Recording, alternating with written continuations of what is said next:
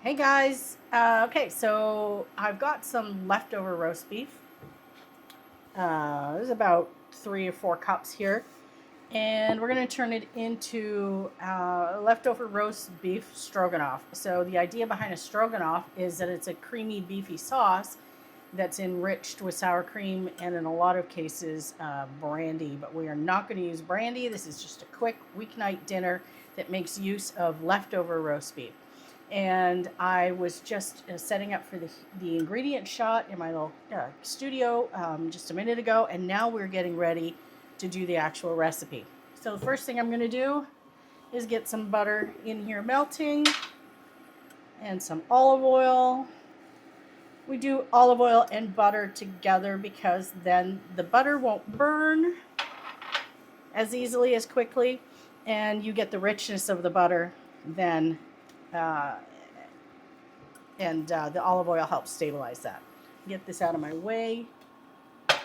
So I've got some shallot, chopped shallot in here, about 2 shallots. It's about 1 cup of shallot. You could use regular onion, but I really like the flavor of shallots. This is a shallot. It looks like a little mini onion. You find them with the onions in your grocery store. They just have a really nice flavor to them. They're not quite a sweet onion, but you could eat them raw. And they're just really delicious, especially in recipes like this where you have a delicate sauce.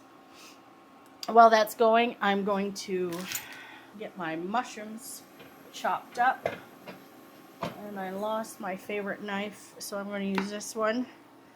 And in this recipe, I'm just going to keep the mushrooms nice and big because I like the meaty flavor of the mushroom. You could use mushroom slices if you prefer. And here's the thing. I always wash the mushrooms. I buy them whole and I wash them myself. You want to know why? Because they grow in organic matter and I don't want to eat that crap. So I wash my mushrooms. They're going in a wet sauce. I am not one of those don't wash your mushroom people. I've lived to tell about it. It's just fine. They're going in a sauce anyway, so it's not like they're not going to, absorb some of that sauce.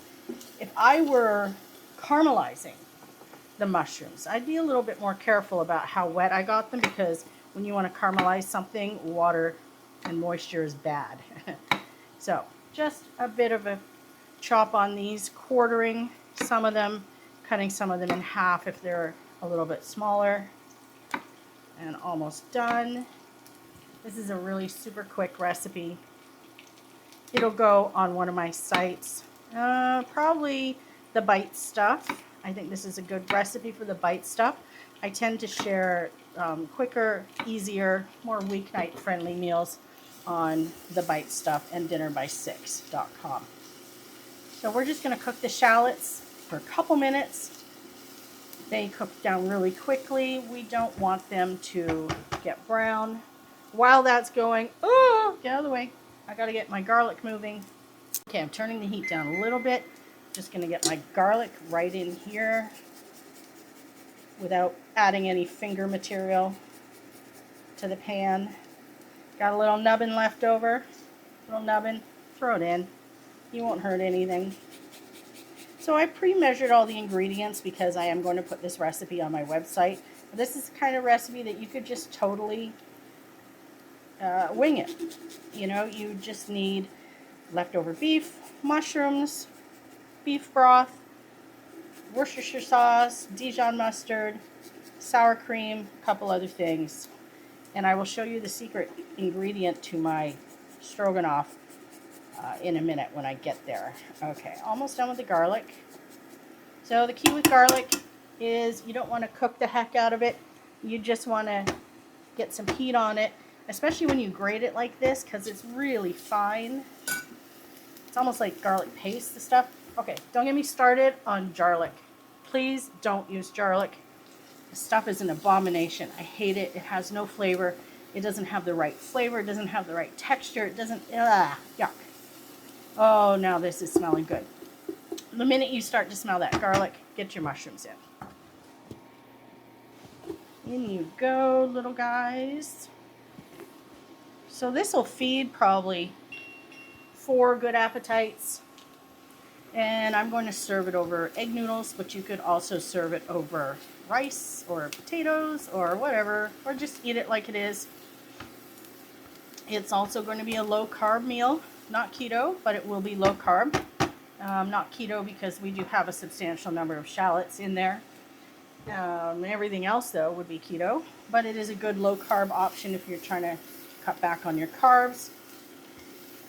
Now, once these mushrooms are in, we're just going to season with a little bit of salt because that'll help the mushrooms cook down. A bit more heat. Mushrooms like it hot.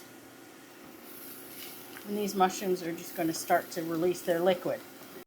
As I've said, I can make an unholy mess in the kitchen. And having one pot, I'm kind of limited by how much mess I can possibly make. Especially when I'm shooting for the websites, because I've got all sorts of little containers and pinch pots and buckets and bowls and all sorts of things that have to get cleaned up afterwards. Okay, so these mushrooms are just starting to come down. We're going to add right now our beef broth to that. And I may end up increasing the amount of beef broth. We want to bring that to a simmer and let it reduce a little bit. I've got Worcestershire sauce. I call it Worcestershire sauce. I've heard all sorts of funny, cutesy names. It's Worcestershire sauce. Get over it. Just say it right. Here we go. Okay. My secret weapon is Maggi sauce. Maggi sauce you can find in the Bovril section of your grocery store. It's in a cute little bottle like this. This is umami in a bottle. It is, okay, it does have MSG in it. Not going to lie. But that's what adds the flavor to it. It's got wheat gluten and some other things in it. But it's umami in a bottle, and it doesn't take very much to add some serious flavor to your dish. I added a teaspoon. Whenever there's a beefy recipe, I add Maggi sauce because it just adds incredible flavor. Okay, what's next? I've got smoked paprika. I love me some smoked paprika. This stuff,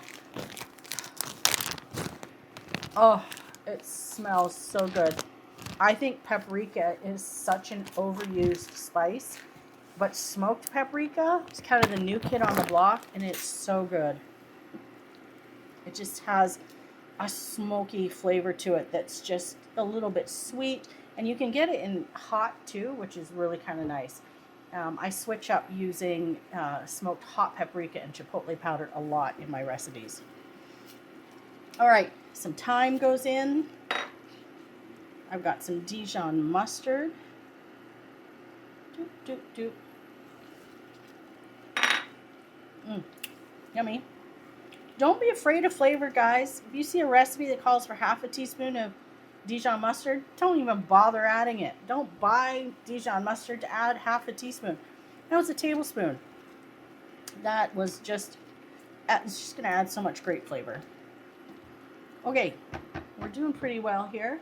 I'm going to add my beef. I don't want to cook my beef to death. It's a beautiful rare right now, mid-rare, rare. I just want to add it toward the end when the mushrooms are ready to eat so that I don't overcook the beef. I want the beef to be warmed through, but not cooked to death. And we're just going to let this come up to temp, warm it through. Our recipe is almost done. That's how crazy easy this is. And I love repurposing roast beef into creative ways. I've got different recipes. One of my favorite is like a giant Yorkshire pudding with beef and gravy and veggies inside of it, and it cooks up like a giant toad in a hole. It's just really impressive to look at and really, really delicious. All right, so some of the flavor from this beef is going to come in our sauce, which is exactly what we want. And we're just going to let this come to a quick boil, and then we're going to add our sour cream, and I'm going to show you how to temper it, because if I were just to add cold sour cream into this, it would almost certainly curdle or break. And so we're going to temper the sour cream a little bit so that we don't get an ugly sauce. And what I'm going to do is I'm going to take some of the hot liquid into a bowl. Mushrooms are fine. Into the bowl. And then to this, I'm going to add the cold sour cream to the hot liquid so that we bring it up to temp a little bit. And I've got 1 cup of sour cream here. You don't like sour cream? Well, you probably shouldn't make stroganoff. This is kind of the backbone of the sauce here, is making the sauce with sour cream, because it gives it a creamy texture and a bit of a tang to it. And this is really good. Like, even if you don't like sour cream, try it anyway. You probably wouldn't even really notice it too much. Okay, we have a bit of a boil there. That's good. Get some of these lumps out of here. Lumps are not good. Some of them will come out in the sauce. I'm going to turn this off. I don't want to boil my sour cream. You boil your sour cream, you're almost certainly going to get a curdled sauce. Also, the kind of sour cream you're using matters. If you use low-fat sour cream, your sauce is going to curdle. Go for the full fat. Look how good that looks. All nice and creamy. All right, we're almost done. You could cook your mushrooms down more if you want. I like them plump and juicy, kind of like me. But that's all it needs.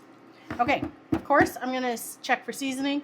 And I didn't bring a spoon, so one second. Okay, I'm going to check for salt. It probably needs salt because I haven't added any salt to it, and I'm using low salt.